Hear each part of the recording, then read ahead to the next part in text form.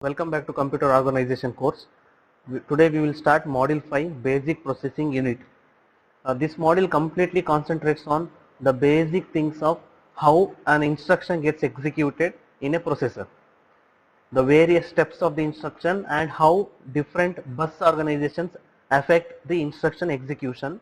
Also this module includes the pipeline, which makes an efficient way for executing instruction.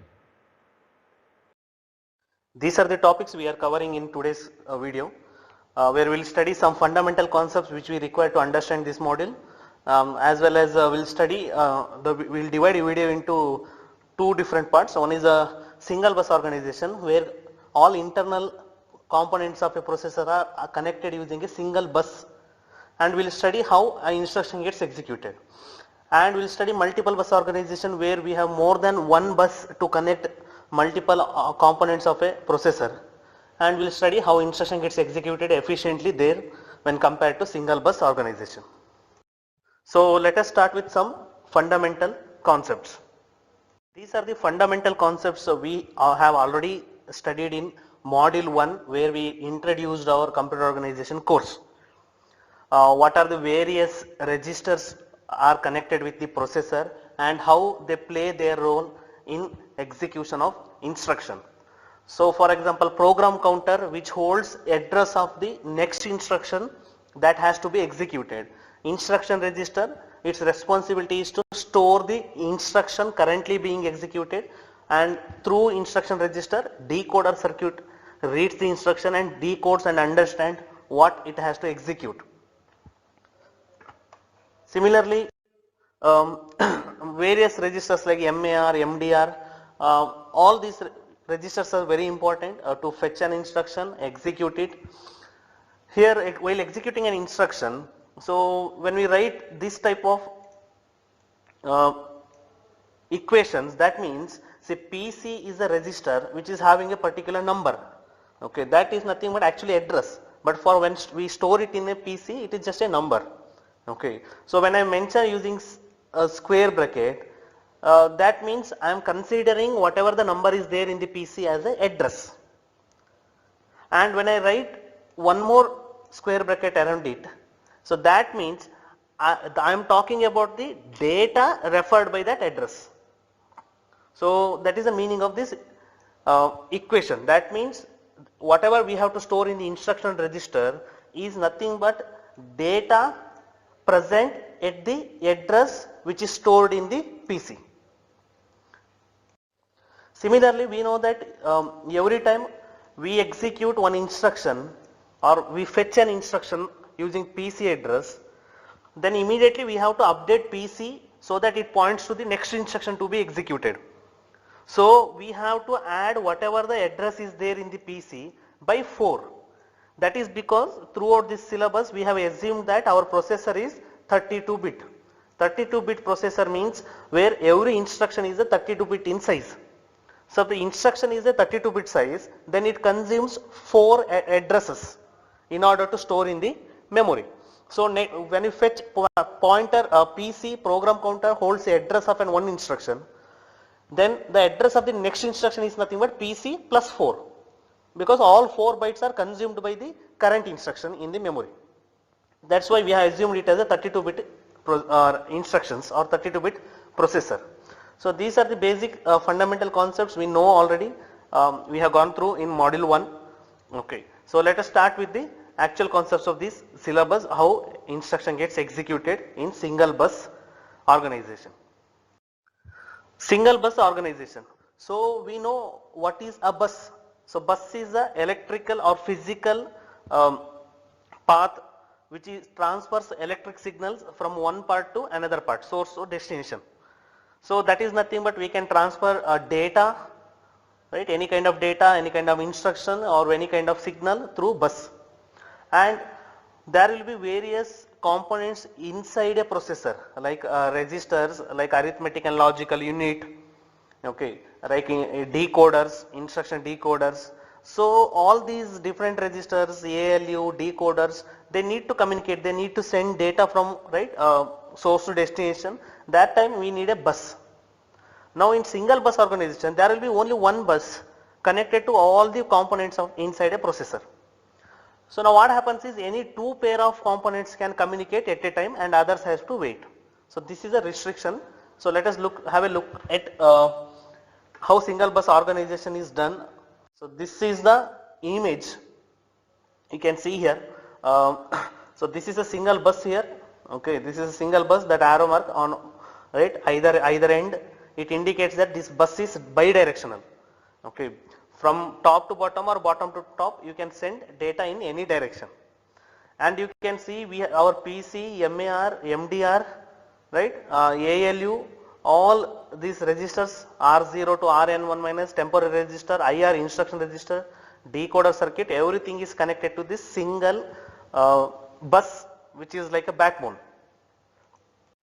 You can also see the connections between any register and a bus, that the small lines we have drawn between for example a PC register and the bus, those lines are so bidirectional, means PC can send its data on the bus or PC can receive data from the bus.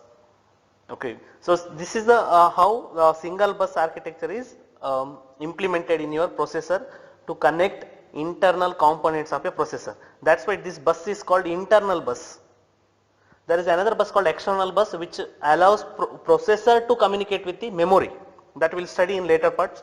So this is the internal bus, where this is all these parts whatever you see here, different registers or ALU, everything is inside the processor.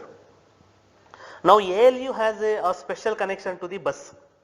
Okay, you can look at this ALU here. Now so this is a complete ALU part here. Okay,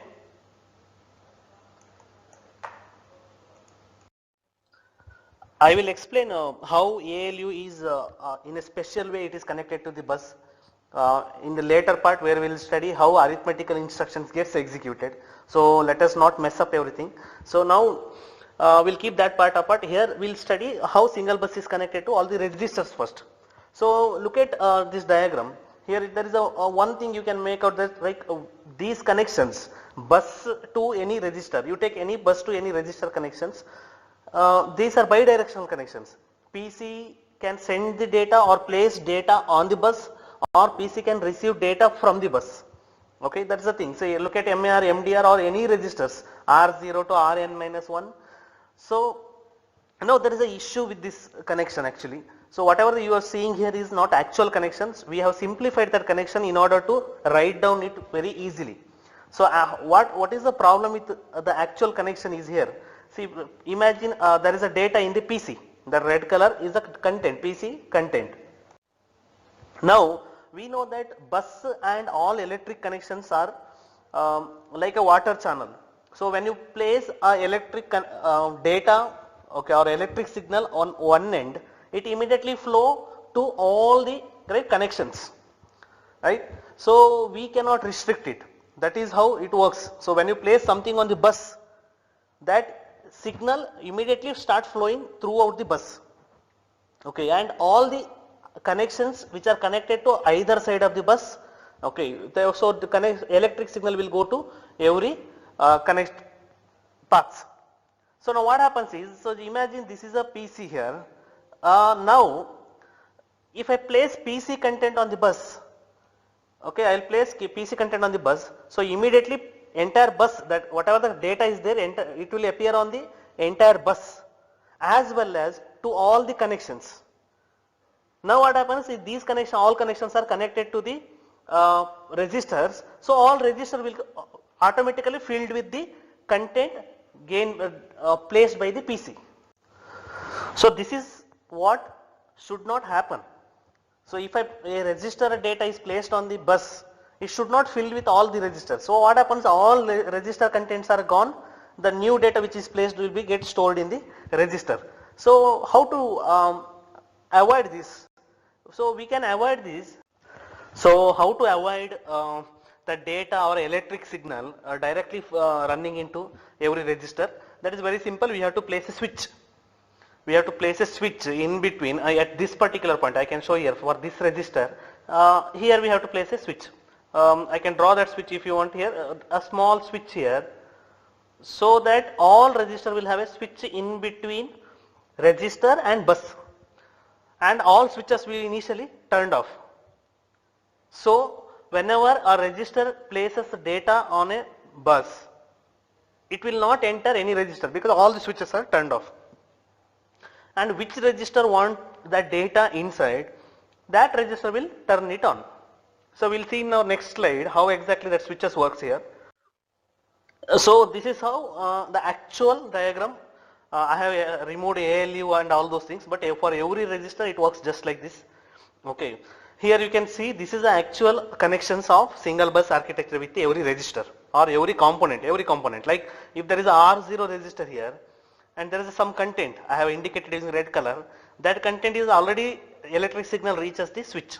This R0 out is a switch.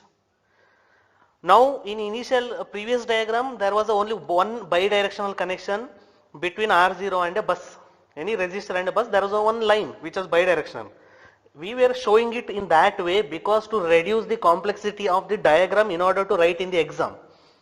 But this is how it exactly look like, where there are two different connections. One is the outgoing connection from the register to the bus and one is the incoming connection to the register. Okay, and both the connections have their own switches. So the name of those switches or signal is very interesting. See, for R0 register there is a switch called R0 out here. That's signal, it's a signal. If you make R0 out equal to 1, then this switch gets turned on, means the connection is complete and data will flow to the bus. If you make R0 out equal to 0, the connection is cut off. So there will be no electric signal transfer or indirectly data transfer between register and bus. Similarly, there is a R0 in switch. So when you make R0 in equal to 1, the data from the bus enters the R0. When you make R0 in equal to 0, that connection is cut off. So data cannot enter R0 forcefully. So because data is the electric signal, it simply get transmitted to end, every end. So that's why we have a switch here. Now what exactly this switch is? See, look at those switches. There are three connections in this switch, right? One connection connects to the resistor, another connection connects to the bus, and to handle whether that switch is turned on or turned off, we have one more connection like R0 out or R0 in, right? This is called tri-stator buffer. This is not actually a switch, it is called tri-state buffer, which I have explained already in my beginning videos somewhere. Just go through it, or if you didn't find that video, please Google it, what is tri-state buffer and how using one input we can connect two other inputs. So here one input is, if you name, I'll tell you, say this is, okay, I will say this is X, okay, register to the R0 out transistor switch, that connection is X. Now the output connection to the bus is Y, and the switch connection, whatever I call R0 out, it is Z. Okay, now if Z is equal to 1, then Y becomes X. This is called tri-state buffer, means whatever the signal is there at the end of the X, if you make Z equal to 1, immediately that will be get connected to the Y and it will flow, that electric signal or data will flow to the Y, and from Y it will flow to the bus. So this is called a tri-state buffer. And so here Z is nothing but R0 out signal, okay, or it is R0 in signal. So every register, you take any register here, okay, R1 register, so R1 out, R in, R1 in. So you have to turn it on, okay. So now let us try to turn on R0 out. So when I make R0 out equal to 1, the content, right, connection gets, the two ends get connected when I make R0 out equal to 1, and content from R0 will flow to the bus. So once it appears on the bus, immediately it will appear on all over the bus, and once it appears on the all over the bus, immediately it will flow on every end. So look at this, it will go to all in connections, R3 in, R0 in, R1 in, okay. It won't flow here in out connection because the connections where R1 out, R3 out, these are single direction lines, okay. So R1 out to bus we can send the signal, but from bus to R1 out we cannot send the signal. These are bidirectional. Whatever the switches are there with out name, okay, these are only from switch to bus we can send the transaction. But in any day, wherever we have in R0 in, R3 in, R1 in, there it is also single directional, but direction is from bus to switch. So that's why you can see wherever there is a in switch, input switch, all right, the electric signal or data is reached the switch. But since all the switches are turned off, it will never enter any register. Fine. Now I want that data which is from R0, I want that data to be here in R1. Okay. So what I have to make? I have to make R1 in equal to 1. R1 in equal to 1. So when I make R1 in equal to 1, that connection gets transmitted, data will go to enter the R1 register, okay, and also it enters R1 out. But since R1 out is turned off, the data will never come back to the bus, but register is filled with the data present in the bus. So this is how register transfer works, okay. So our register, which registers data has to be placed on the bus, initially we make its out switch equal to 1, R0 out, R3 out, whatever. Then immediately we will make in switch of another register as 1, so that it enters that particular register. All other register switches are turned off, so no data enters into it. But this diagram, becomes very complex to write all those switches and input connection, output connection separately for all the components. So that's why we have simple drawn architecture of single bus, where we indicate a single bidirectional line, but this is how it works. Now let us see an example of an instruction where we transfer register content from one register to another register, and what are the steps. Okay, so here move R0, R1, this is the instruction which is being executed. Okay, now what are the steps to execute it according to the single bus architecture? See, I have to transfer data from R0 and to R1. So I have to initially make R0 out equal to 1, correct? No? So this is how the switch I have turned on, R0 out signal equal to 1. So whatever the content is R0 will be placed on the bus and available at every end of the bus. Now it has reached every end of every register. So I have to place it in R1 here, correct? No. So I have to make R1 in equal to 1. So that's how it works. So it will enter data whatever is there in the bus into R1 register. So in a single step, right, I can execute this. Or alternatively we write like this, the equal to 1 now, instead of writing that. So if I write simply R0 out, that means it is R0 out equal to 1. When I write R1 in, it means R1 in equal to 1. So we don't write in the as written in the first sentence, we write that alternative form. This is how we write it. Okay. Now what is this step 1? So this is interesting. You have gone through the performance equation, maybe the T is equal to Ns by R, N into S by R. So you know that T is the time taken by a program to execute in the processor. R is the clock rate, 1 by cycle, R is the clock rate. N is the number of the instruction present in the program, and what is the S? S is the number of steps required to execute each instruction. So here for this instruction move R0, R1, only one step is enough. You have to R0 out we have to make equal to 1, then we have to make R1 in. So data from R0 directly flow to R1, and that is how we copy, right? So now is it only one step? No, actually I am telling you the steps after instruction being executed, means being started executing. So see, this instruction will be there in the memory. In order to execute an instruction, we have to fetch that instruction, we have to place it in the instruction register, we have to decode it, then we have to transfer from R0 to R1. We have to understand that instruction. All these steps, initial steps, we have skipped. just to understand how register data from one place to we can copy into another register.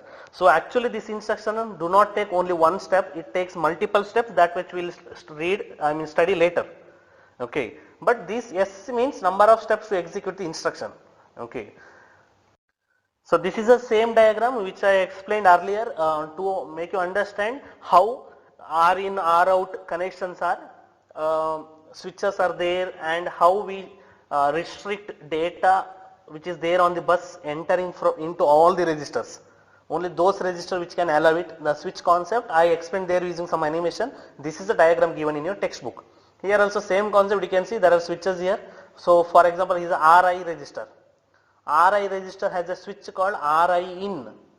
Oh, so if you make RI in equal to 1, bus data whatever is there on the bus will enter the register.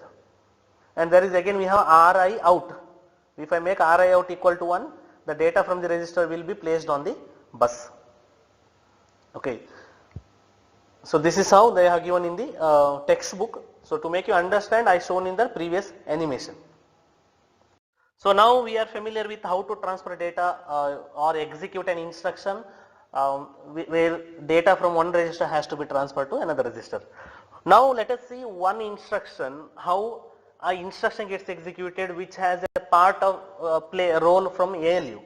When ALU plays a role like arithmetical or logical instructions. What is the purpose of ALU? To execute arithmetical or logical instructions. So let us take one logical or arithmetical instruction and see how ALU makes use of this single bus architecture. Here I told you at the beginning ALU has a special type of connection to the bus, and I also told you that we will study later. So here this is a time where we study it. So before going to how ALU interacts with the bus and performs arithmetical or logical instruction, let us know some basic concepts of ALU. See, ALU do not have any memory. This is very important. ALU cannot store any data. As long as ALU is executing an arithmetical or logical instructions, its operand data must be available to the ALU on its input. ALU has always two inputs, and both the inputs should be there as long as ALU gets arithmetical, the instruction gets executed. So when I say add two numbers, both the numbers must be there, that electric signal representing both the numbers must be there at the input of the ALU as long as that addition gets executed, because ALU cannot store it and use it later. There is no storage in the ALU. Okay, and there is also a multiplexer connection, that is MUX. Okay, a multiplexer 2:1 multiplexer 2:1 multiplexer connection to the ALU, and we will study why that is required. So let us see the diagram first, how ALU is connected. So this is how ALU is connected. Same diagram, single bus architecture diagram. I have cropped it. Okay, I have cropped it little bit because here I emphasize more on ALU connections. Okay, so this is the part where you can see ALU is connected to this bus. Fine. Now there is a special thing here again. So see B input here. You can see the input B here. Okay. So from bus there is a path to the B. Fine. There is no switch for it. There is no gate for it. So you cannot decide whether data which is present on the bus should appear at the input B of the ALU. It automatically appears at the B. Right, whatever the data is placed, it directly the digital signal or electric signal or data, it directly appears on the B. Right, you can see it. One more input is how it is connected. See, from bus it is connected on Y. There is a register called Y. So whatever the data is on bus, we have to let in inside the Y. Okay, data will appear in the Y. And there is also a switch here near Y in. Okay, so there is a Y in signal here. So whatever the data is on the bus, you can allow it enter the Y register by making Y in equal to 1. That's very important. There is a switch over here. Okay, but there is no switch here where data directly appears from the bus at the input B. Now, okay. So see here we can use two operands. ALU always requires 2 operand for most of the instructions like arithmetical, any add, subtract, divide, multiplication, and even except not logical instruction, all other instructions require 2 operands. And you can see ALU has 2 operands like A and B. Okay, and B is directly connected to the bus. But A, there is something special. You can see that A is actually an input received from the multiplexer here. And multiplexer is 2:1 multiplexer where input is either constant 4 and the 4 decimal number 4 is a 1 input, or the operand or data of the Y register here. You can see we have to select every time, we have to select, okay, either we have to pass 4 or we have to pass the actual content of the register Y. Now what is this 4 and why we need this multiplexer? That is because, see, we know that every time program counter holds address of the next instruction. So whenever we fetch a next instruction, we have to update program counter by 4. So program counter points to again the next instruction present to be executed. So every time program counter has to be added by 4. So that's why every time generating value 4 by the processor and sending it to the ALU and inform, okay, add this new value to the PC. Instead of that, every time generating value 4 to add to, we have to generate 2 operands, right? When ALU add PC, ALU requests PC plus 4. Both operands should be there. So instead of every time adding 4, generating 4 and passing it through the bus as a one of the operand, they have directly used here constant 4 as the one of the input. So when PC, we are updating PC, then through this multiplexer we select content 4, so that value at the input A will be 4, and we will make PC content PC out. Whenever we make PC out, the content of the PC will flow on the bus and directly appear to the at the point B, because there is no switch at point B. So PC content whenever we place on the bus directly come to the point B. Now we will ask ALU to add. So what is add? Add 4 to the PC content, and that will be stored in the Z. Always ALU result will be stored in the register called Z, and using Z out here we have again switch over here. Using Z out we can place it on the bus, and again we make PC in. Why? Because whatever the PC plus 4 is added, stored in the Z, it is placed on the bus here, and we will make PC in. PC in means that bus content, that is new PC updated, will be stored to the PC. So this is how it works here. That's why the multiplexer is required. For all other cases, now you want to add or subtract, make any arithmetical operation of any two data or 2 operands. This is not PC plus 4, any 2 operands. You want to add R1 and R2, you want to multiply 2 register contents, whatever. So that time of course we need this Y. Okay. So and how exactly it is done? Suppose imagine I want to add R1 and R2. Okay, R1 and R2. So initially I will make R1 out. When I make R1 out, the content of R1 will be on the bus. Okay, that content directly appears here. Now B is R1 actually, but that R1 also appears here because we'll, right? But there is a switch over here. So we make R1 out and make Y in, and we'll make Y in equal to 1. So what happens? That R1 enters into the Y register, R1 content. Then using select, okay, we make that R1 content appear at A. But we also know R1 is at the point B directly because there is no restriction directly enters here. We don't bother about it. Now once R1 reaches here A, we again make R2 out. Now when I make R2 out, the content of R2 register will be placed on the bus, and that data directly come here. So at point 2 now, instead of R1 we can see R2. Okay, and but we don't make here Y in, we always close this. Even though R2 is here, we don't allow it to enter. So now what happens? R2 reaches B, R1 is already reached at A. Now we make add operation, A plus B.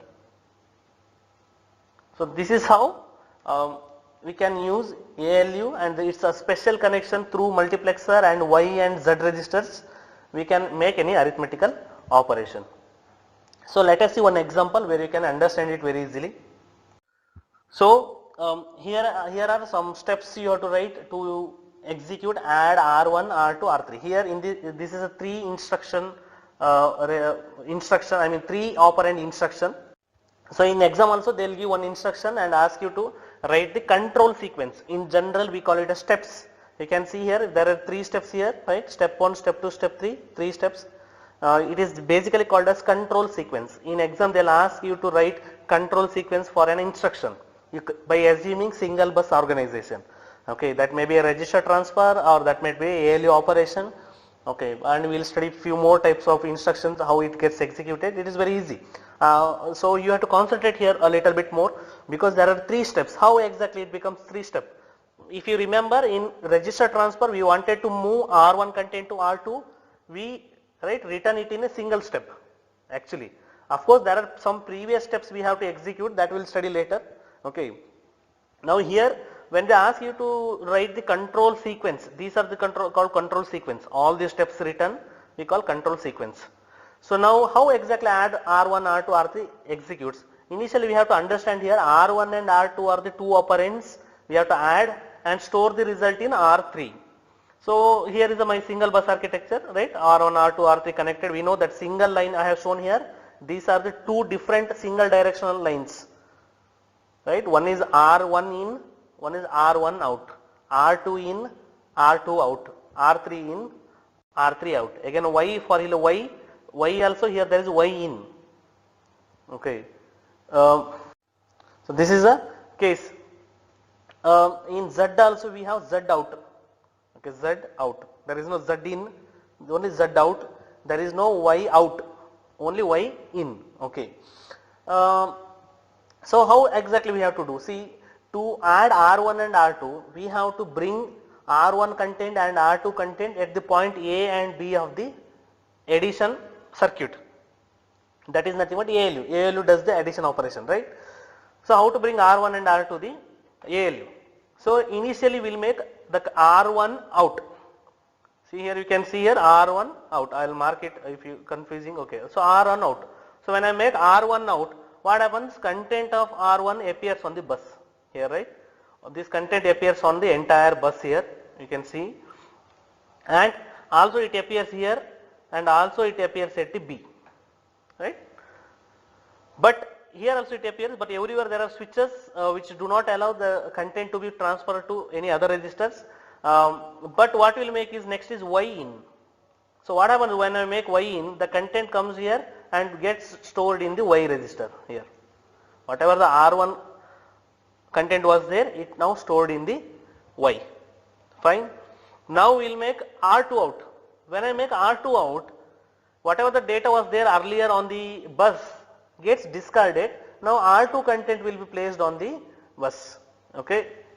Then when R2 content is placed on the bus here,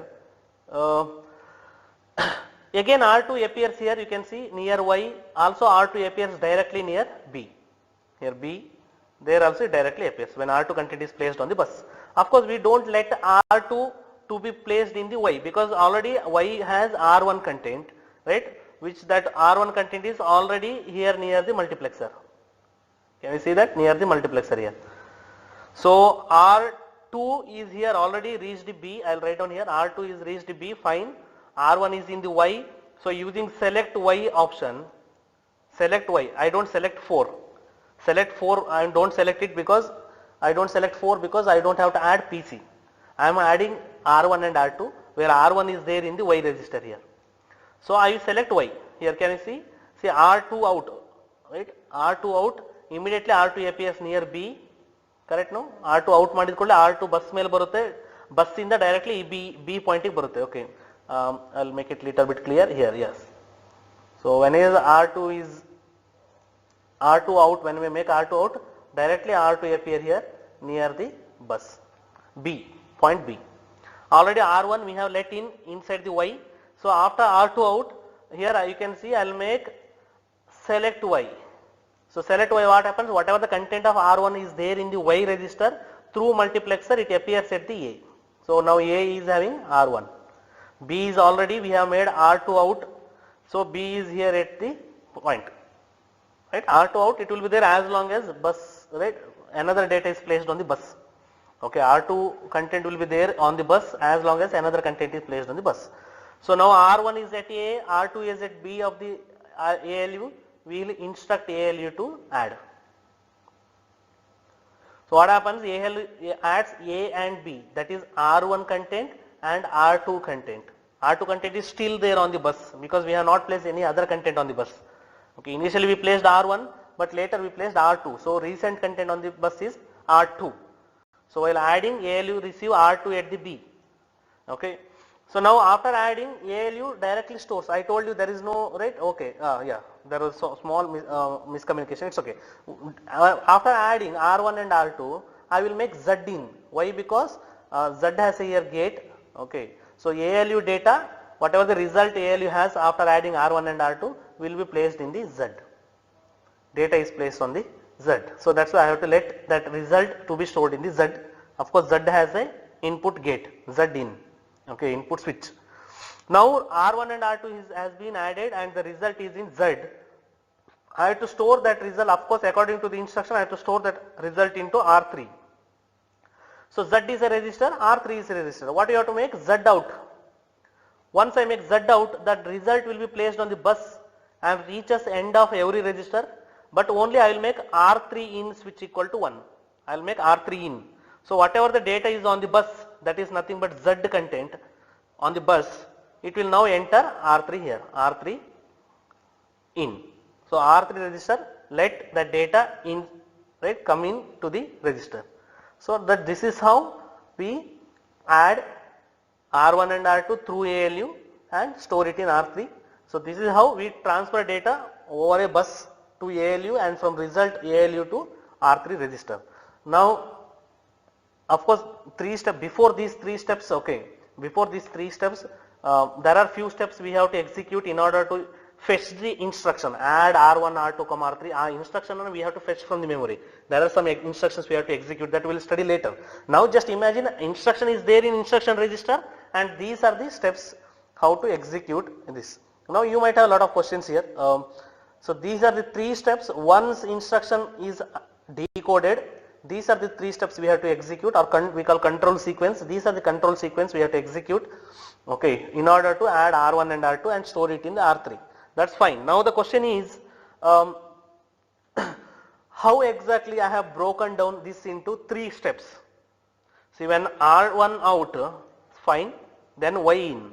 You understood this? R1 and Y ಒಳಗೆ ಇಲ್ಲಿ ತರ್ತೀನಿ. ಯಾಕಂದ್ರೆ one first operand should be in Y, okay, because second operand is directly available at the from the bus to B in ALU. So ಒಂದನ್ನು ನಾವು store ಮಾಡಬೇಕಲ್ಲ Y ಅಲ್ಲಿ. Okay. Then why didn't I write here only R2 out? Second step. See, whatever I have written in second step, why didn't I continue as a first step? First step alla continue ಮಾಡಬಹುದಿತ್ತಲ್ಲ. We could have continued. I could have written all 1, 2, 3 steps in a single line. Or see, after here Z in, once I write Z in, why did I write this Z out in next line as a next step? Why I could complete here only, no? So how can I say once the instruction is decoded, add R1, R2, R3 instruction takes 3 steps to complete. How can I say 3 steps? I have randomly broken down the steps into 3. No, I have not randomly broken down this. This is very important and very simple. Okay. Whenever I need to make use of a bus, I will start that as a new step. Okay, just look at this. I'll repeat this again. Whenever I need to use a bus to transfer data from one place to another place, I will write it down as a next step. See, when I made R1 out, I let that Y in. Right? I made R1 out because I used the bus. When I made R1 out, I used the bus. Correct? Fine? Yes. So that's why I written in one step. Okay, fine. After Y in, I need to use the bus again, this bus again, to copy R2 data on the bus. Are you getting? I am outputting R2 content on the bus. Means I am making use of the bus now. So that's why I have written it is from the second step, R2 out. Okay, R2 out bantu, I will select Y. I am not making use of bus, correct? No, I am not freshly making use of bus. R2 out, the data will be there on the bus. Then I select Y, I instruct add to the algorithm ALU, then I let Z in. You can see all these steps happens without, right, bus communication is not required. Why? Select Y is there between multiplexer. Add is the instruction given to ALU, and Z in, this is a connection between ALU and Z register. No bus is involved. But once result is in Z, now I have to transfer result from Z to R3. Now I have to make use of bus. You are getting it? Now I have to make use of bus. Z into R3, I have to make use of bus. So whenever I have to make use of bus, I will write it in next step. Even after this, if you have not got this concept, I will give a shortcut. It is a very bad thing, but still I will tell you a shortcut, very simple. Whenever there is a out signal, you start writing in next step. Whenever you make use of something out, R1 out, R2 out, whatever out andre, we are keeping data on the bus. That means we are making use of the bus. So we write it in a next step. This is the shortest shortcut, and I don't think any other shortcuts are there to break down the steps. Okay, so this is how we write a new steps every time when we make use of a bus or we make use of the out signal. Okay, and based on this we will calculate number of steps required to execute an instruction here. But this is 3 steps, right? To execute add R1, R2, R3, we have written 3 steps for a single bus, because there was only single bus. We have written this has taken 3 steps. Okay, S equal to T. But there are few more steps I told in order to fetch the instruction. All the rest we will study later. This is only, we are imagining that instruction is there already in the instruction register and we have decoded it. After that, how many steps we require in a single bus? We require 3 steps to here continue this. So this is about how arithmetical operations are done. So similarly, we will execute subtraction, division, or any arithmetical logical instruction. So now let us see about the instruction which makes how to fetch a data, a word from the memory. We know what is word. Word is the maximum size of data that a single we can transfer through the bus in a single time. So that is the size of the bus. So that's called word. So if the single bus size is 32-bit, we can fetch or transfer 32-bit of data at a time. So that's called word, right? So how to fetch a word from the memory? Here there is one interesting concept you can see here. Here something is called internal bus. What is the internal bus? Internal bus is the bus I was talking about from the beginning of this video. That is the single bus architecture. When I say it is an internal bus, it connects all the internal components of your processor like registers, ALU, right? That is how that's called internal bus. Now what is the external bus here? There is a memory bus called external bus. That bus connects memory and processor. Memory and processor. It's very interesting, right? Now that external bus is not directly connected to the processor, but a processor in the sense, what is a processor? Processor is nothing but including PC, IR, MAR, MDR, ALU, everything is including, we call it as processor. So how memory is connected to the bus, processor using bus? That memory is connected through a bus connected to MAR and MDR register. MAR and MDR register. So let us see that diagram from the first module where we can understand it. Yeah, here. You might have seen this diagram in the first module. See, this is the main memory and we have connected here. So this is a bus MAR and there is one more bus here to connect to MDR. This bus together we call this a single bus. Okay, here we have shown it as a different bus, but it's a single bus. That is bus is called external bus, where MAR and MDR are connected. But when I say single bus architecture, all this whole video whatever we talked about bus, that is an internal bus. That bus connects this, right? MAR, MDR. Here the bus connects all the components of, right, ALU, MDI, all registers. So whatever is there inside this box, the connection or bus inside this box is called internal bus, right? But the bus which connects MAR and MDR to the memory is called external bus. It is connected in the similar way. See here you can see, again we have, see this is MDR register, we have shown example. MDR to internal bus, we know that there is a switch MDR in and MDR out, like any other register. Similarly, MDR and MAR also connected to the memory bus. Here also they have MDR out and MDR in this side. So not to make confusion, what we have done is MDR out E. I don't know. I can whether you can see this or not. There is the image is little bit blurry. This is actually written as MDR out E. MDR out E. What is that MDR out E? That is MDR out switch to the external bus E, to the memory bus, towards that side. Okay. So whenever you make MDR out E, this switch gets connected, and data from the MDR will placed on the memory bus here. When you simply make MDR out equal to 1, MDR out under this switch here. So MDR data will placed on the internal bus, that single bus we were talking about all this video, throughout this video. If you make MDR in, if you use MDR in, that means whatever the bus data is there on the internal bus will stored in MDR here. And whenever I make MDR in E, this signal MDR in and E means that is a extra switch connected to external bus. So whatever the memory has placed something on the bus, the data placed by the memory on the memory bus, external bus here, MDR in E madidre, that data will come and get placed in the MDR. So this complex situation is there only for MDR and MAR, since they have to communicate with the internal bus of the processor as well as external bus which connects to the memory. So let me very clear about this signal MDR in E, MDR out E, which are signals to connect with the external memory bus. Now fetching a word from the memory, definitely MAR and MDR involved, you know, because how to fetch a memory data from the memory. First we have to place, we know that, right? These steps we have studied. Whatever the address of the data we want to fetch, keep it in MAR register. Processor through internal bus or processor, we have to place address in the MAR first. Okay. Then we have to give read operation, issue read operation.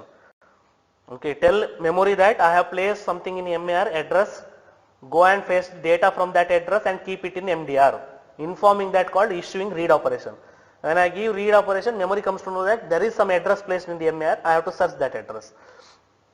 So memory fetch that MAR address, go to its place, search that address, and whatever the data is there, it copies that data and places on the bus here, on the bus.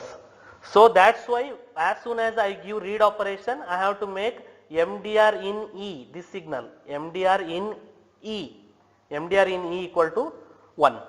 So that I have to keep connecting this. Whenever memory places a data on the bus, memory bus or external bus, it should store in the MDR immediately.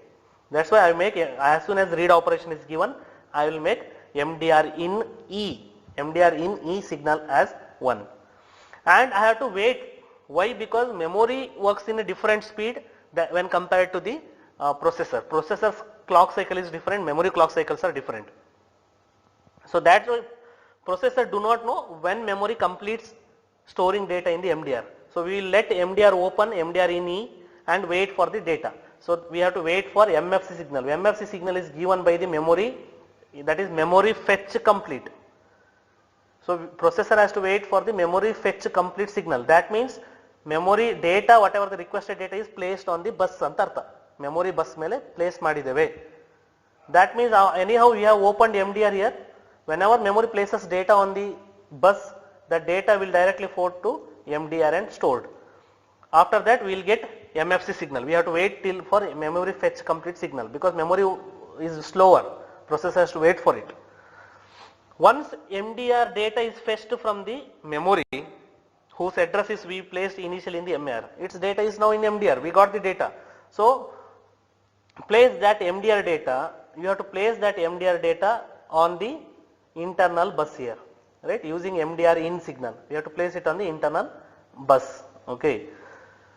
From that internal bus, we will store it in any register. R0 antala, we will let the data on the internal bus be stored in any general purpose register, because the MDR will keep utilizing again and again to fetch the data from the memory. So we cannot store the data in the MDR permanently, we will store it in any general purpose register. So fetching a word from the memory is nothing but transferring the address from internal bus here, right, internal bus to memory bus address using MAR, through MAR, right? Through MAR we will transfer that. So here instead of MDR you can imagine MAR. So MAR mukantara internal bus in the external bus we are transferring address. Once the address is available to the memory, it fetches the data, places in the MDR. That is nothing but from the memory bus, whatever the data is there, through MDR it will transfer it to internal bus. So this is called fetch. Okay. So let us see one instruction of fetching a word and how we have written control signals. How many steps it acquires? How many steps required to fetch a word from the memory. So this is, we have seen the instruction here. The instruction, we imagine that instruction is already in the instruction register and we have understood the instruction that consider content of R1 register as the address.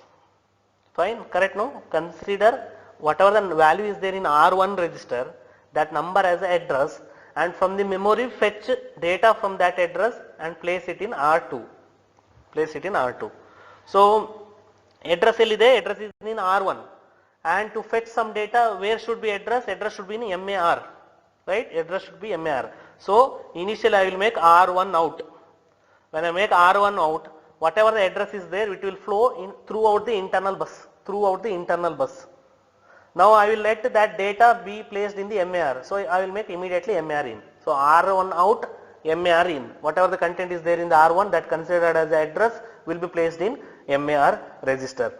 Now once the MAR register is placed, as per our right, we will, of course address is in MAR, what next we can do? We will give read instruction. Read anta. So read anta kottu kodle, it will come to know that for memory there is a data in the MAR, address in the MAR, I have to fetch the data. Fine. Once we give read signal, we will immediately make MDR in E. We will immediately make MDR in E. What is that?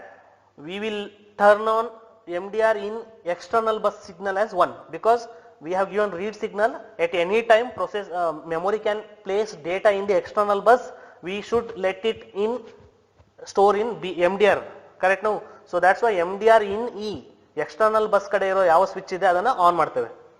So that external bus ಮೇಲೆ when memory keeps the data, let it be in the MDR anta. So that we have to write in second step. There is no logic. This is okay. This is a fact. You have to write it in the second step. So whenever you fetch something from the memory, this will be repeated. Fetching a word from the memory means any instruction you are executing in between. If you need some data, these 3 steps will get executed always. So you have to remember these 3 steps. Once we let MDR in E, we don't know whether data from the memory has transferred to the MDR. We don't know, because memory has its own timings. So we will just then wait for memory fetch complete, WMFC, wait for memory complete, and we'll keep waiting. Second step, that's it. Okay, once we get MFC signal from the memory, that means data is placed on the memory external bus, and anyhow we made MDR in enable, MDR in external as enabled. So data, as soon as memory places data on the memory bus, it will enter MDR register. After that we will get the MFC signal. Once we get the MFC signal, we immediately make MDR out. I told you whenever there is out, we have to write it in the next step. Because data is there in the MDR, we have to make MDR out. This is not MDR out E. MDR out E alla. Yakandre external bus ge data kalasodalla. Data bantu external bus inda, you have to place it in internal bus. So that's why we will make MDR out. As soon as MDR out, we will make any general purpose register as in, so that the data will be placed in any general purpose register. Here he told we have to place it in R2 as per the instruction. So R2 in. These are the 3 steps we gets executed in the processor, right, when processor decodes that instruction. So this instruction is decoded. After that processor executes these 3 steps. That is how execution happens of, right, this instruction. So similarly another step is storing a word into memory. Storing a word into memory. So you have to always remember how to get a data from the memory and how to store a data into the memory. This will be, you may need to insert these 3 steps, okay, in between execution of other steps, other instructions. A instruction in between requires a data from the memory, then these 3 steps you have to insert there. Got it, right? In control sequence. So here let us see the control sequence, the steps for storing a data in the memory. That's very simple. I am storing whatever the content of R2 register is here, right, into a address in the memory where that address is there in the R1 register. Very interesting. So R1 content I have to place it in MAR, right? R2 content I have to place it in MDR, and then I have to issue write command. When I issue write command, MDR will be fetched from the memory and MAR will be fetched from the memory, and memory stores MDR content at MAR number or address. So this is the plan. So how exactly we can write using the steps? See here, address we initially R1 out. R1 out ಮಾಡಿದ ಕೂಡಲೇ the address whatever is there in the R1 will be placed on the single bus or internal bus, and we'll make MAR in, right? Because whenever you take MAR here register, there it is connected to internal bus as well as it is connected to external memory bus here. This is internal bus. So R2 R1 register I will keep data on the internal bus, so that address is available throughout the internal bus. I will make MAR in. So address flow inside the MAR in. Similarly, again I will make use of the bus. I told whenever you make use of the internal bus, you have to write it as a next step. So R2 out. What is R2 out? This is the data. R1 out is the address. So I will make MAR in. Next R2 out. This is the data you have to store. So I will make MDR in.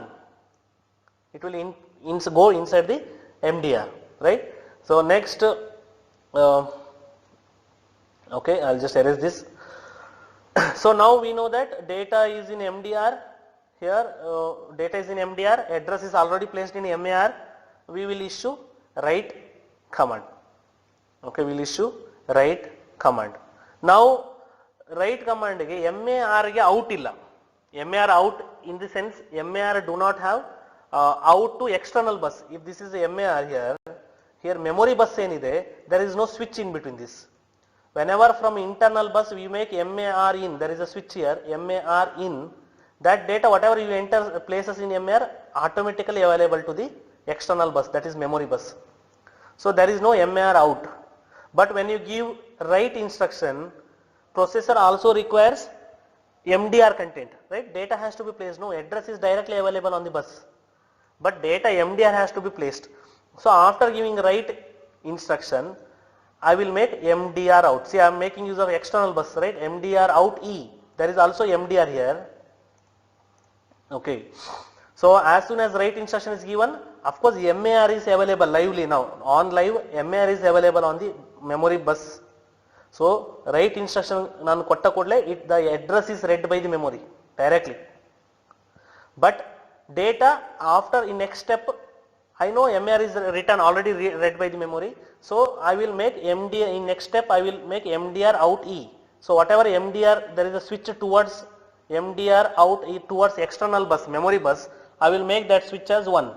So whatever the content is there will be overwritten on the bus. Mostly MAR ittu bus mele, external bus mele, MDR bantu. Okay. So now again MDR, the data also read by the memory. It has read MAR earlier, now it reads the MDR and places MDR content in MAR address in the memory. And we have to wait till memory fetch complete signal. Okay, fetch complete and fetch write complete alla onde. Wait for memory fetch complete, because the data has to be placed and memory has to give a signal to the processor that okay, data has been stored. So this is how it works. So always try to understand very clearly how MAR and MDR are connected to the external buses. Okay, only MDR has a switch to the external bus, like MDR in external, MDR out external, MDR in E, MDR out E. But for MAR do not have any switch. Okay, MAR, see, from memory to MAR no signal will come. We know that, right? No data will come to the MAR. MAR, the diagram if you see properly from the first module, you can see that is by single directional line from MAR to memory. Okay, only memory reads the MAR. Memory do not store anything in MAR. So that is why memory to MAR there is no switch, any switch. But MDR, memory may read MDR or memory may store in the MDR based on the read or write operation. So on the external bus side, MDR itself has two switches, MDR in external, MDR out external. So that's very, very important. So this is how storing a word. Okay, now let us see the most important part, how to execute a complete instruction.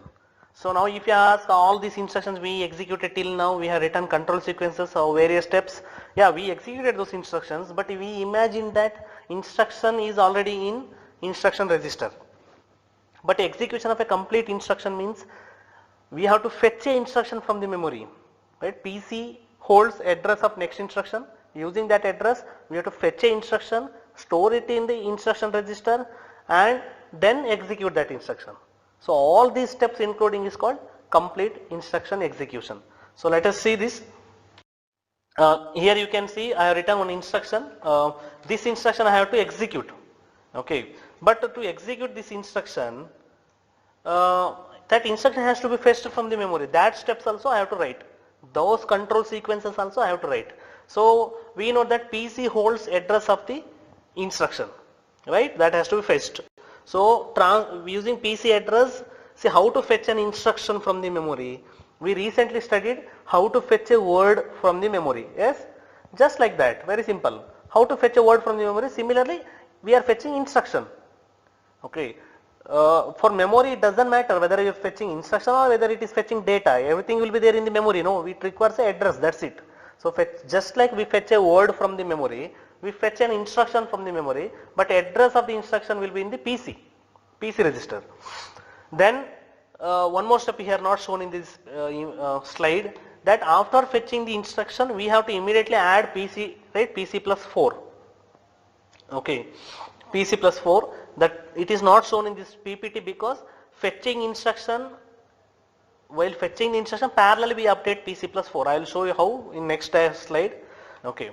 So once PC is updated and we got instruction, we will place that instruction in instruction register. Okay. So that's how we fetch the instruction. All they have explained in single line. Okay. Get the PC value, fetch the instruction, update the PC value, copy the instruction into instruction register. So now we have instruction add R3 R1. Then what you have to do? The R3 we have to treat it as the address as per the instruction, right? Here again we have to fetch data, that is first operand, from the memory whose address is in R3. So again how to fetch a word from the memory? Same concept. Using R3 address, fetch the data from the memory. Okay.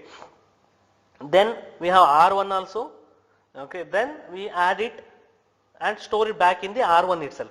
Adding, we finally store data back into the R1.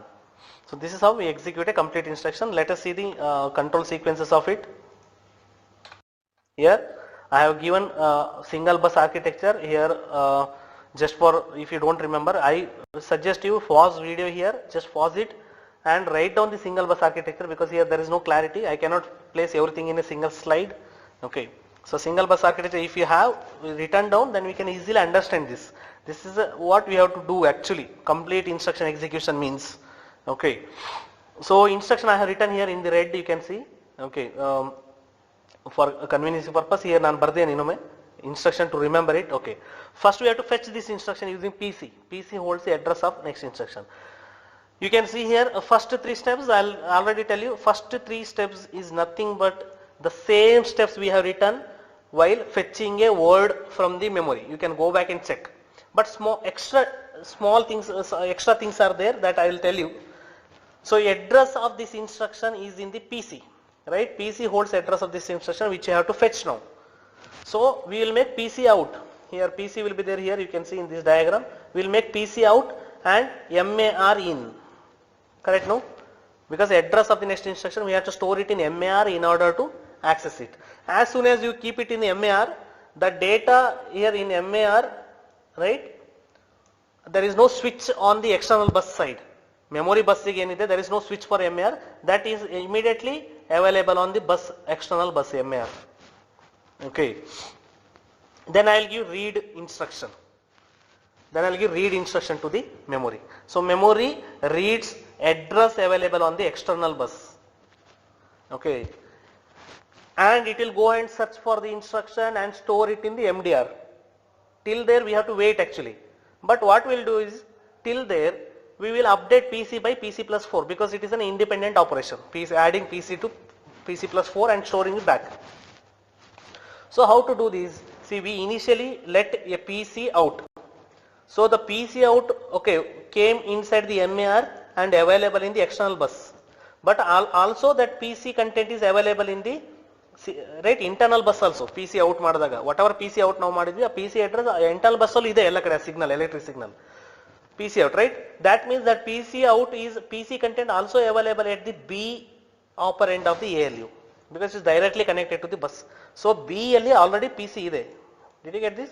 So after these three step here, three sequence barda kudle read admele memory address read ಮಾಡ್ತಿರುತ್ತೆ MAR ಸಿಕ್ತಲ್ಲ ಅದಕ್ಕೆ data address of the instruction got it, no, it will keep reading, it takes time memory. By that time we know that PC content is there at the B. So I will directly select constant 4 here, right? Select 4, you can see here select 4. Next, so 4 will be available at operand A. Operand A is 4, operand B is PC, which is already available. So I will give ALU to add as instruction, add instruction I will give to the ALU, and I will let Z in here because ALU adds PC plus 4, the new instruction address of next instruction now, that is calculated and store, we will let it in the result register Z. So Z in. So now Z has new updated PC. Where we have to store it? We have to store it in PC, right? We have to update the PC with the new PC value. How? Using single bus. So now I have to make again the bus, internal bus. So I will write it in second step here. I'll go to the second step. I will make Z out, that is updated PC value. So the updated PC value is now available. 1 minute. Yes. Here. Yes. So updated PC value is now available, that is Z out throughout the bus here, throughout the bus. So that time I will make PC in. So here PC in madadaga new updated PC will be stored in the register. Okay. So this is how it works. And now I will keep opening Y in here. Okay. What enters the Y now? Y, whenever make Y in immediately, what enters Y? Because Z was out, I made PC in, Y in. That means new updated PC value, the new updated PC value is stored in the PC as well as again copied in the Y also, that new updated PC. Why it is required? First of all, but that is required for the branch instructions. I'll explain in next slide how branch instructions are executed. Here it is completely irrelevant, but we have to do it. That's a habit of the processor, okay? Because processor do not know yet which instruction we are fetching, whether we are fetching a add instruction or branch instruction, we don't know. So that's why we copy the new updated PC value to the PC register as well as Y in. Okay. So and we wait for MFC. Why? We have asked MFC, right, read signal. We have given read signal to the memory. Initial step 1 only we gave PC address to the MAR and asked memory to read the instruction and give it to processor. So by memory fetch the instruction and stores in the MDR, I have done PC plus 4 operation. That's it, nothing else. Okay. And I will keep waiting for WMFC, wait for memory fetch complete. That means instruction is fetched and stored in the MDR register. Ali MDR in external avela ittu. There was MDR in external. So external bus signals we have avoided here. Okay. To not make it complex, make it simple. Whatever happens on external memory bus, there those switches, MDR related switches, MDR out enable external, MDR out E, MDR in E, avella now remove madidave. But we will wait for signal. So once memory fetch complete signal available, that means the instruction we fetched using PC address is there in the MDR. So now what I will do is, okay, fine. So I will make MDR out. What is there in MDR actually? So in MDR we have instruction actually, right? We make MDR out. So MDR content will now available throughout the bus here. But instruction has to be stored in the instruction register IR. So I will make IR in here. So that instruction will go to IR and instruction will occupy instruction register. Okay. So this is how it works. So as soon as instruction available in the instruction register, decoder decodes the instruction. Which instruction we fetched? This add, right? Data whose address is in R3 with R1 content. Add instruction now fetch ಮಾಡಿದ್ದು. Decoder comes to know that we have to make an add operation. And decoder always also understand one operand is R1. Let me erase this so that you can, yeah, here. Decoder here, once this instruction, add instruction is available, this add instruction is available in IR, decoder understands is addition. And decoder also comes to know that first operand is from the memory. First operand is there in the memory whose address is in R3. So what you have to do, again fetch a word from the memory. And then one more operand is R1. And decoder also comes to know that total after ALU operation of addition, result also must be stored in R1. Fine. So how to fetch a word from the memory? Its address is in R3. So R3 out. See out. See, I am making use of internal bus. So when I make R3 out, this is gone. Now R3 content here R3 register ಇದೆ ಅಂತ ಅನ್ಕೊಳ್ಳಿ ಇಲ್ಲಿ. R3 content will be available on the bus. R3 out. That is the address I have to fetch, right? So I will make MAR in here. MAR in. So as soon as MAR in is nothing but R3 content will directly go to MAR. That is address, whatever number is there in R3 will be in MAR and it is available to the external bus. So what I have to do then? I have to ask read, I have to give read signal. Same thing, fetching a word, whether your instruction of data, fetching a word from the memory. Read, right? So it some time the memory takes to read. By that time I can also, we can do one more thing parallelly. What is that? I will bring R1 to the ALU because I need here, you can see another operand is R1. So what I will do is I'll remove this. Okay, we have given read signal, memory is trying to fetch content whose address is in R3, right? That's it's trying to fetch, we have given read signal.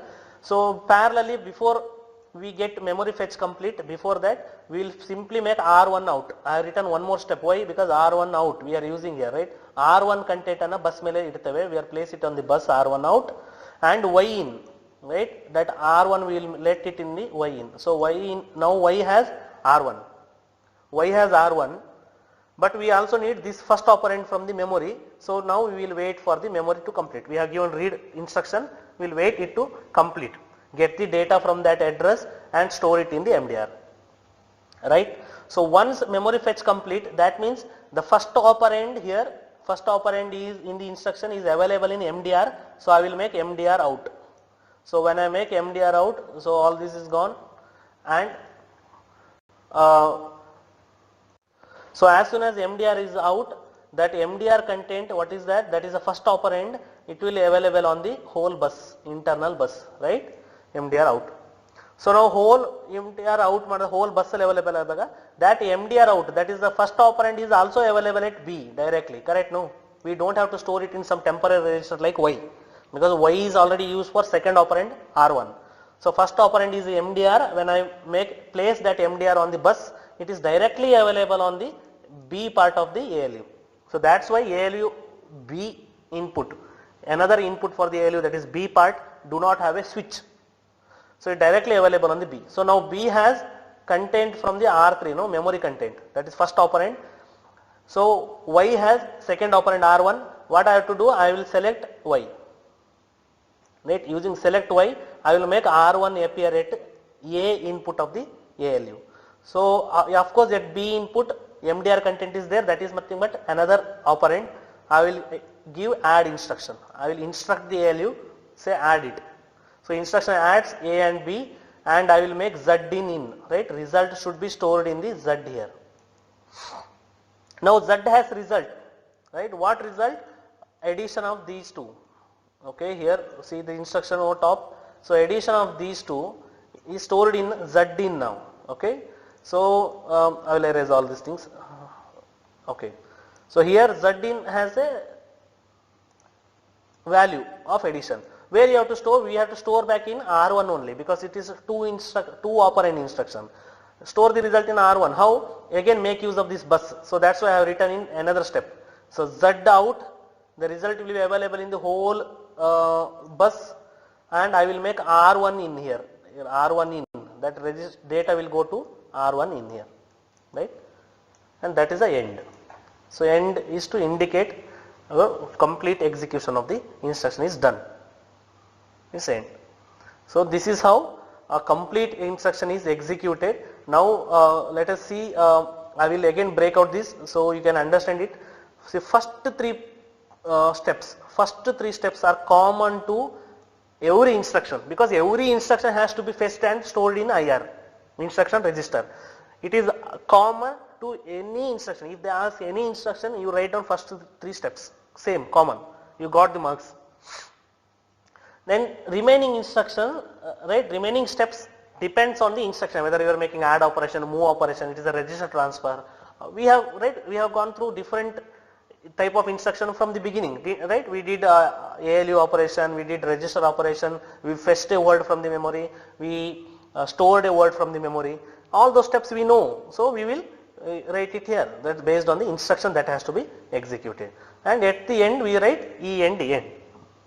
So now to execute this instruction, in the performance equation, T is equal to NS by R, right? Performance equation. What is the S? S is 7. S takes add R3 contain, right? Add memory data R3, R1 instruction takes 7 steps. Complete execution bardi annodi, right? To fetch the instruction and to execute the instruction, totally it takes 7 steps. So S is 7. And what is the speciality of 7? These 7 steps, every step is executed through one clock cycle. Do you know that performance equation? If you don't know, go back and first module and understand what is S. S is a step. How many steps are there in one instruction? For this instruction there are 7 steps. Okay, and it is designed such that every step will be completed in one clock cycle. Right? Okay, that's why we also consider a clock rate here to find out the performance. So this is how we execute a complete instruction. Right? Now there was a small issue that told why this Y in. I told this is for branch instruction. Here it is irrelevant, but it is for branch instruction. So let us see how branch instruction executes and why that Y in is done here, even though it is not useful. So execution of a branch instruction in single bus architecture. Fine. So before seeing any branch instruction, let's see how exactly branch instruction works here. Okay. So here we have taken branch instruction with offset. So offset, what is branch? Branch means actually whatever PC is pointing the next instruction, PC will be pointing to the next instruction. But branching makes us to jump to some other instruction, right, without executing the next instruction. So how to go to some other instruction? So PC will be there, PC will be pointing to a address, that is next instruction address. And how many bytes we have to execute, skip, how many bytes of memory we have to skip to go to the new instruction by the branch instruction, suggested by the branch instruction. So branch instruction itself will have a offset. Offset means a number n. That is nothing but number of bytes you have to skip to find the new end. Because see, this is, I have very clearly explained this in my earlier video about how branch instruction executes in second module or first module, first or second module, where I have given complete memory layout, what happens to the PC, how branch instruction executes. So please go through it, that video, and come back to this video. Branch instruction itself will have a offset, nothing but number of bytes to be skipped by PC register, so that it points to the some other instruction other than the next instruction to be executed. So what you have to do is, whatever once we fetch a instruction, that instruction is a branch instruction. We know. I don't know right now because we are fetching an instruction which is a branch instruction. So every time we fetch an instruction, we update PC plus 4 to the next instruction, and that PC will store it in Y in. And as soon as we come to know that the instruction we fetched is a branch instruction, then we will copy the offset from that branch instruction and we add to the Y in, right, from the ALU B point, because it has to be, addition has to be done by ALU. So if there is a branch instruction, we need PC content to update PC to the new instruction. That's why we don't bring that PC back to the ALU again, because PC is right now calculated in ALU, right? PC is updated in ALU, PC plus 4. The new value copy it in Y in also. If the instruction fetched is a branch instruction, already PC is there, we can quickly do it, right? We quickly perform this new instruction address, we can calculate. That's why win we copy updated PC value not only to PC register but also we keep a copy in Y. Of course, if it is not a branch instruction, then it will get discarded and make utilized for some other instruction. We know we seen in previous one. If it is add or any arithmetical instruction, then that will be utilized. Okay. So this is how we have do it. Okay. So please go through my previous videos in module 1 or module 2 where I have explained how branch executes. Okay. Let's see one instruction here. Branch instruction. So there is no, it's just a branch instruction. Okay. We have taken unconditional branch instruction. Otherwise, you have to check condition also, right? Whether something is greater or lesser using condition flag. To make it simple, just in a simple concept, if you want to understand how branch instruction executes, we have taken unconditional branch. There is no condition, simply directly whenever you fetch the instruction, we will come to know that that is a branch instruction and we will go to jump to particular PC address, I mean particular instruction. Okay. First 3 steps are same. Okay, as I explained in previous complete execution, first 3 steps are same, right? So after third step, when I copy actual instruction to the IR register, I will come to know that that instruction is a branch instruction, right? So what I have to do, whatever the new PC value is updated, see that's copy is in Y in, right? Whenever Z out is done, that PC plus 4 is copied to PC, also copied to Y in. So now Y in is nothing but new PC. New PC, that next instruction to be executed. But the current instruction we fetched, I come to know that it is a branch instruction. Okay. And where that instruction is there? That instruction is there in IR register.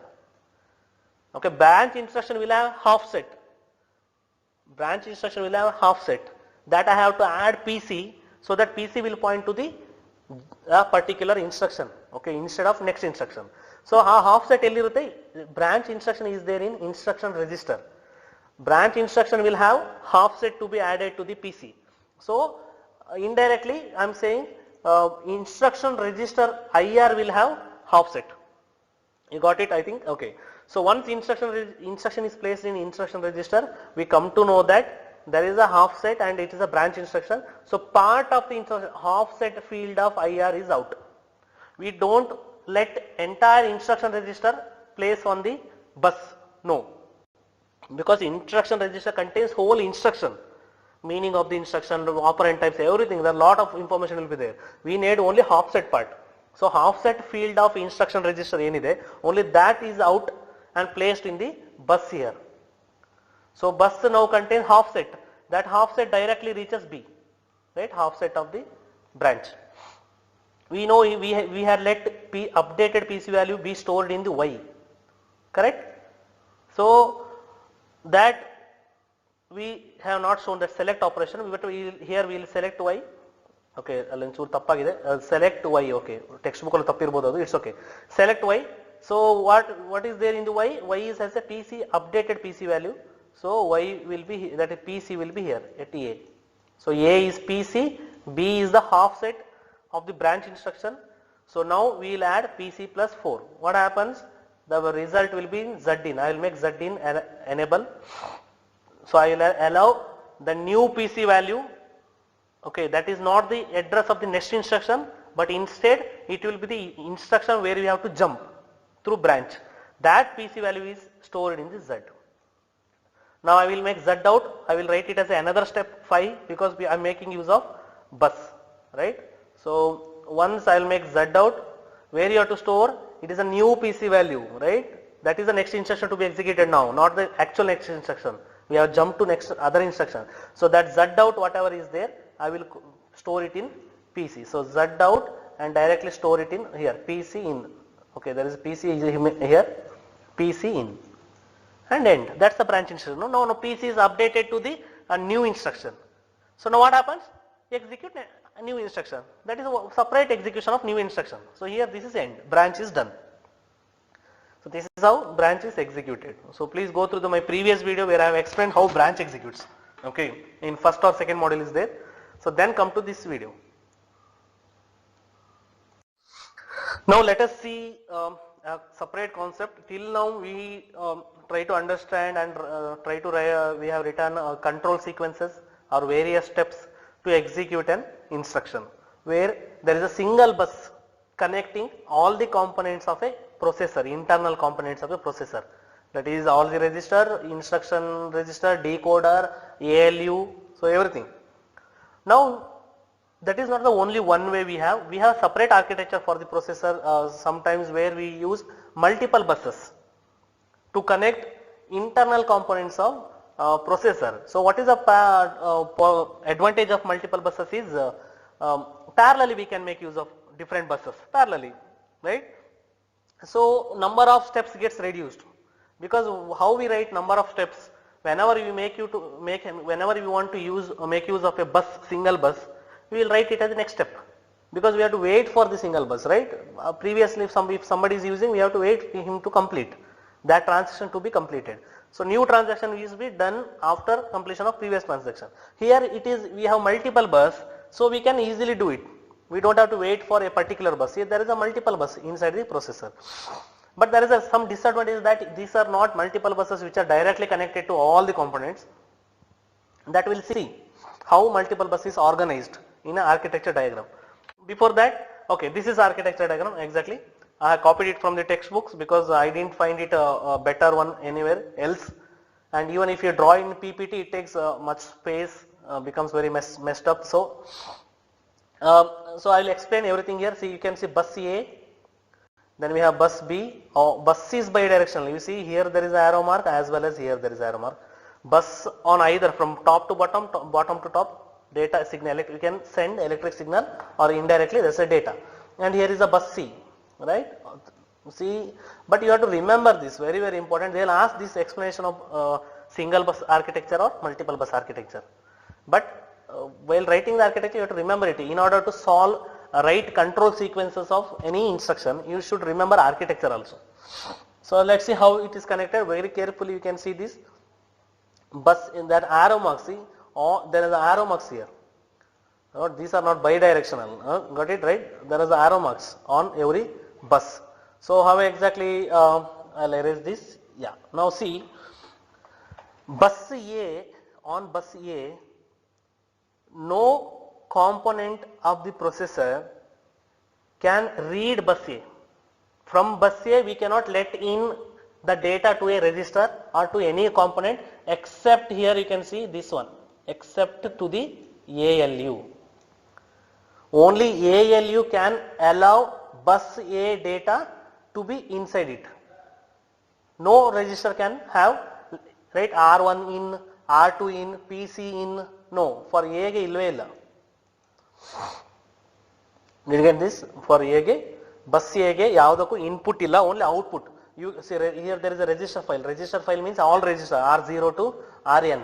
All register you can place on the bus A here, content, or instruction register content can be placed on the bus A, or MDR content can be placed on the bus A. That's it. Only three components are connected to bus A. That is also only output. Registers, instruction decoder, that is a kind of instruction register only, because instruction decoder reads instruction register and places data on the, that is why we require instruction decoder data to, if it is a branch instruction, we have to access part of the instruction register as offset. That is done by instruction decoder. Offset ana bus A ಮೇಲೆ place ಮಾಡುತ್ತೆ. So bus A is only connected to register, all the registers, instruction register or indirectly instruction decoder or MDR. Only these register can place their data on the bus A. Only place data on the bus A, they cannot read. But ALU can here read bus A. Fine. Let us come to the bus B. You can see all other components are connected to bus B, right? But there is a speciality about registers and MDR. You can see here that register and MDR, all the registers, the general purpose register R0 to Rn and MDR, they can place data on bus A as well as bus B. Right, here you can see it. All the general purpose register R0 to Rn and MDR register can place data on both bus A or bus B as they wish. Right. That's the one special thing. And bus B, PC can place data on the bus B here. Okay. So this is how it works. bus B. Now let us see bus. So while looking at the bus C, we can see bus C is specially dedicated to copy data into every register. You can see the arrow mark direction. No component can place data on bus C except ALU,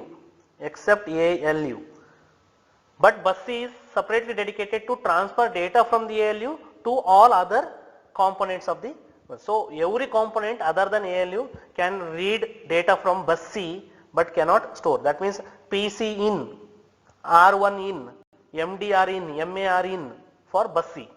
There is no MAR out or PC out for bus C. Okay, that's the thing. So this is how you can see here. Now you might get a question here. How to transfer data from one component to another component. Okay, so there is no bridge here. Can you see there is no any bridge? That means, okay, let me tell you, I want to copy a PC content to MAR. Okay, PC content to MAR. Just look at the diagram. Can you copy it as PC? You can place PC content only on bus B. Okay, fine, I will keep it on bus B. But MAR is not connected to bus B. MAR cannot read bus B. Every component can read only bus C, right? So there is only one path. You take PC is an example. You take any register, any two components. How to transfer data is from PC you have to place it in bus B. So all over bus B it is available now. But only bus B can be read by only ALU. So let it go to ALU.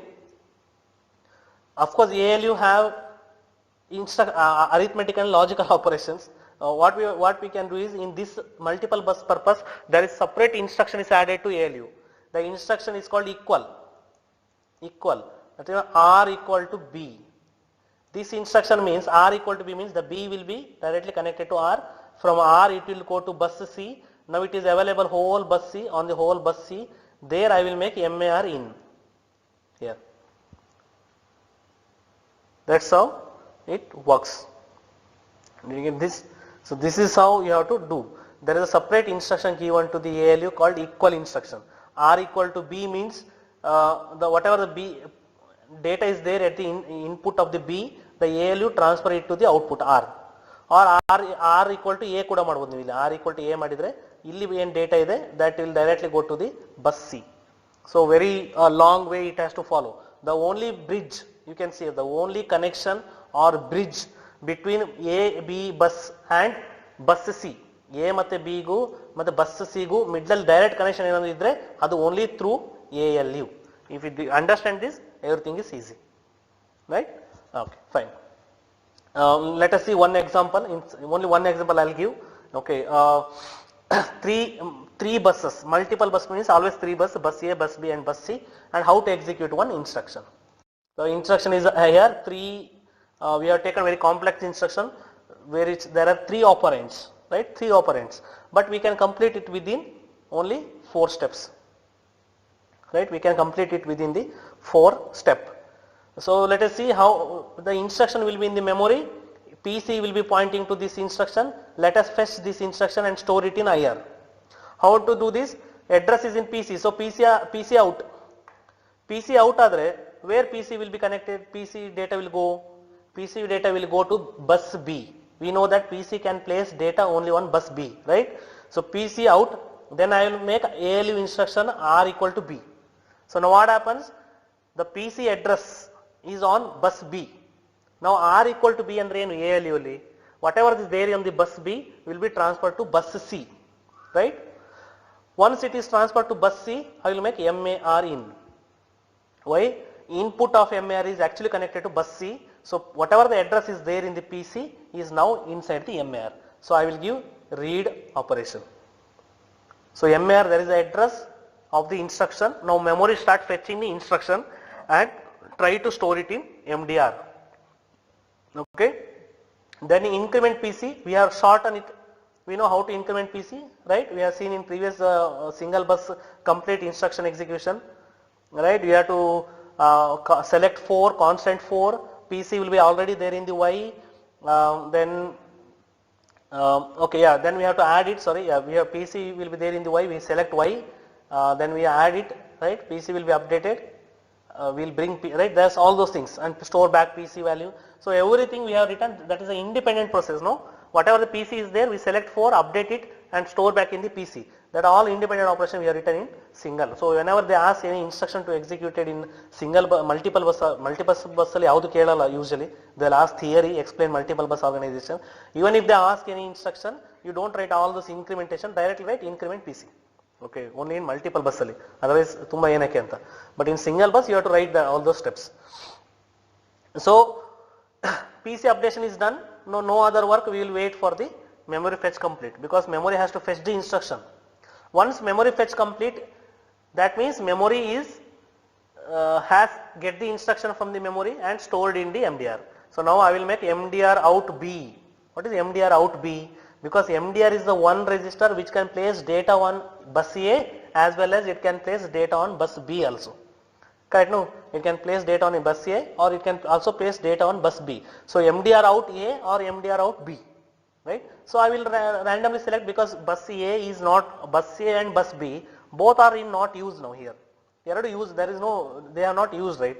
So I will directly use out B, MDR out B, and I will make R equal to B. So whatever the MDR data was there, that is nothing but an instruction, is placed on the bus B.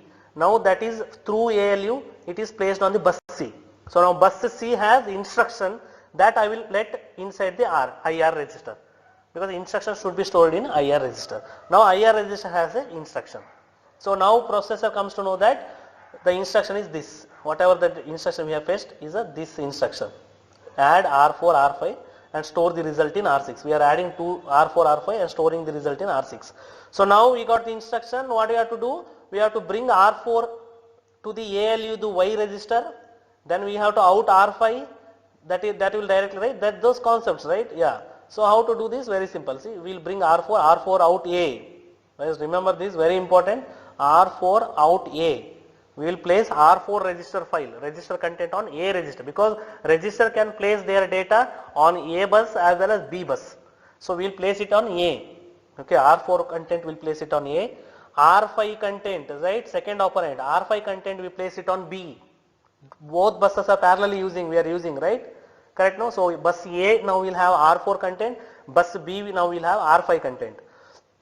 Then I will select A, right? Because in select procedurally, A bus we have constant 4 also, but now here we are not updating PC, we are adding, so we will select A.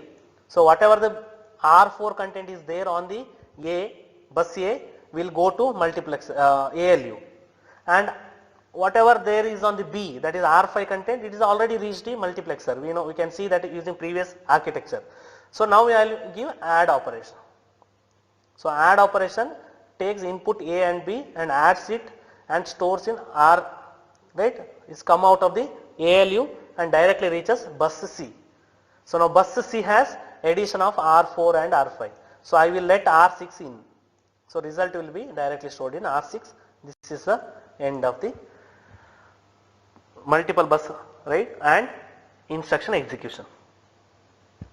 So here 4 steps. We can complete this entire instruction right from fetching, complete execution of an instruction, add R4, R5, store it in R6 in only 4 steps if there are multiple bus organization.